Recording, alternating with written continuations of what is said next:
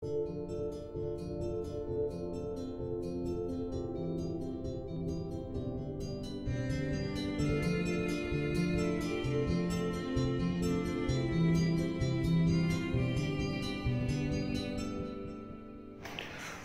यीशु मसीह के पाक और मुबारक नाम में आपकी सलामती हो।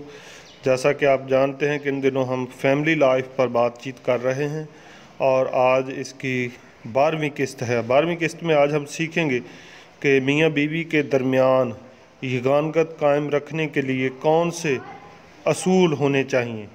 जैसा आप जानते हैं कि हर काम को चलाने के लिए, हर एक काम को करने के लिए कुछ असूल होते हैं। तो जाहिर है कि यगानगत कायम रखने के लिए भी कुछ असूलात हैं और आज हम यगानगत को कायम रखने के लिए कुछ असूलों पर बात करेंगे। पहला असूल जो है वो है एक दूसरे से सफाई से बात करना। याद रखें कि यगानगत को कायम करने के लिए, कायम रखने के लिए एक दूसरे से सफाई से बात करना बहुत ही अहम है। जब भी किसी बात पर इत्फाक ना हो तो मियाँ बीवी को अपने ख़यालात का इजहार करना चाहिए। उन्हें अपनी तजवीज़ के मतलब खामोशी इख्तियार नहीं करनी चाहिए। कुछ लोग अपने जहन में कुछ मंसूबे बना लेते हैं लेकिन वो अपने शौहर या बीवी को उसके मतलब कुछ नहीं बताते। वो दूसरे साथी का ख्याल किए बगैर अपने मंसूबे को पूरा करना चाहते हैं। याद रखें, मियाँ बीवी खुदा की नज़र में एक जिस्म है और अगर आपके जिस्म के मुख्तलिफ हिस्से एक दूसरे का साथ ना दें तो जिस्म में तकलीफ़ और मुश्किल पैदा हो जाती है। बिल्कुल इसी तरह अगर मियाँ बीवी एक दूसरे से ठीक तौर पर तावन ना करें तो उनकी आपस में यगानगत ख़तरे में पड़ सकती है या यगानगत ख़त्म हो सकती है। और इब्लीस नहीं चाहता कि आपकी यगानगत कायम रहे। इब्लीस चाहता है कि आपकी यगानगत ख़राब हो, आपकी यगानगत तबाह बर्बाद हो जाए, जिसके वसीला से आप एक दूसरे से जुदा हों। क्योंकि बाइबल में लिखा है, जिसे खुदा ने जोड़ा है उसे आदमी जुदा ना करे। लेकिन इब्लीस दिन रात इस कोशिश में रहता है कि वो आपकी यगानगत बर्बाद करे ताकि आपको एक दूसरे से जुदा करे। खुदा चाहता है कि मियाँ बीवी अपनी यगानगत से लुत्फ़ अंदोज़ हों। अगर वो एक दूसरे से सफाई से बात करेंगे तो ये यगानगत की तरफ पहला कदम होगा। और फिर हम आज यगानगत के दूसरे पॉइंट पर भी बात करेंगे। यगानगत का दूसरा पॉइंट है एक दूसरे को अपने ख़यालात के इजहार का मौका देना। अक्सर इसी तरह होता है कि एक दूसरे को ख़यालात के इजहार का मौका नहीं दिया जाता। बीवी के दिल में कोई बात आई है तो उसने कह दी है और कहने के बाद कहा है कि जी इसी तरह होना चाहिए। शौहर को ख़यालात के इजहार का मौका नहीं दिया गया।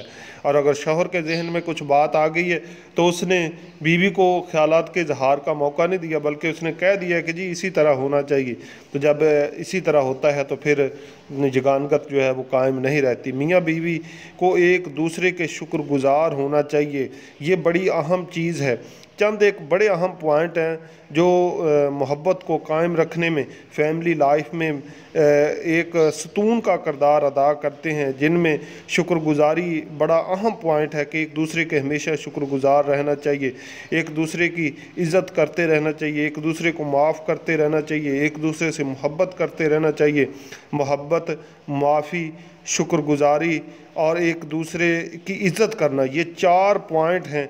जिस घर में, जिस मियाँ बीवी ने इन चारों पॉइंटों पर अमल किया है, इब्लीस जितना मर्ज़ी ज़ोर लगा ले, जितना मर्ज़ी कोशिश कर ले, उसकी सारी कोशिशें नाकाम हो जाती हैं और घराने में यगानगत कायम रहते, मियाँ बीवी एक दूसरे से प्यार और मोहब्बत के साथ रहते हैं। शौहर को अपनी बीवी और बीवी को अपने शौहर के ख़यालात का ध्यान रखना चाहिए। खुदा ने बीवी एक मददगार के तौर पर पैदा किया है और वो इस काबिल है कि अपने शौहर को मुफीद मशवरे दे सके। लिहाजा शौहर को चाहिए कि वो उसे भी अपने ख़यालात का इजहार करने का मौका फ़राहम करे। और जब शौहर अपनी बीवी को अपने ख़यालात के इजहार का मौका देगा तो फिर उस घर में मसला पैदा नहीं होगा, उस घर में अमन होगा, उस घर में सलामती होगी और इब्लीस शर्मिंदा होगा। आखिर में मैं इन पॉइंटों को दोबारा रिपीट कर देता हूँ। यगानगत कायम रखने के लिए जो पहला पॉइंट मैंने बताया था कि एक दूसरे से सफाई से बात करना। और अक्सर मियाँ बीवी शौहर जो है वो बातें अपनी बीवी से छुपाता है और बीवी जो है वो अपने शौहर से बातें छुपाती है। तो इनको चाहिए, बीवी को और शौहर को, कि पूरे दिल से پوری صفائی سے ایک دوسرے کے ساتھ بات کریں، اور پھر دوسرا پوائنٹ تھا کہ ایک دوسرے کو خیالات کے اظہار کا موقع دیں۔ جب ایسا ہوگا تو پھر میاں اور بیوی کے درمیان جھگڑا پیدا نہیں ہوگا، بلکہ ان کے درمیان امن اور سلامتی قائم رہے گی۔ خدا مجھے اور آپ سب کو آج اس کلام کے وسیلہ سے برکت بخشے، آمین۔